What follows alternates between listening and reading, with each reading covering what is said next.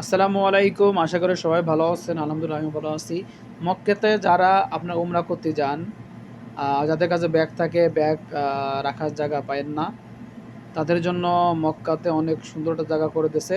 এই যে ৬ নম্বর টয়লেট আছে, টয়লেটের পিছনেই কেউ ব্যক্তি আপনার দূরের থেকে অনেক সময় ব্যাগ থাকে, উমরা করতে যান, সে সময় আপনারা ব্যাগ রাখার জায়গা পান না, বুঝছেন? ৬ নম্বর টয়লেটের পিছনে, ৭ নম্বর টয়লেটের সামনে আপনার সুন্দর একটা জায়গা করে দিয়েছে।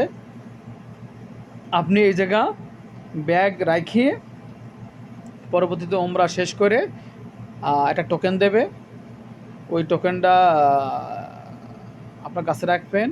পরবর্তী ২-৩ ঘন্টা পরে টোকেনটা দেবেন, পরবর্তীতে আপনি ব্যাগটা নিতে পারবেন। আলহামদুলিল্লাহ, খুব সুন্দর একটা সুযোগ।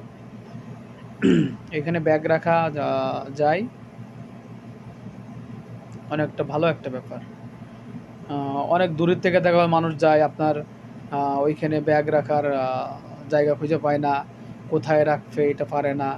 এই জন্য এই জায়গা আপনার এই ৭ নম্বর হাম্মামের সামনে এই জায়গায় আপনার ব্যাগ রাখা যাবে। এই দেখেন, এই জায়গা ব্যাগ রাখা যাবে। এই জায়গা সুন্দর করে ব্যাগ রাখা যাবে। কোনো ব্যাগ আপনার চুরি হবে না, কিছু হবে না।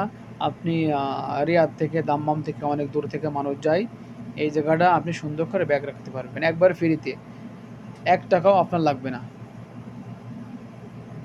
দেখেন, ১ জন ২ জন এখন রাখতেছে ব্যাগ। আপনি ১ ঘন্টা, ২ ঘন্টা, ৩ ঘন্টার জন্য এই জায়গায় ব্যাগ রাখতে পারেন।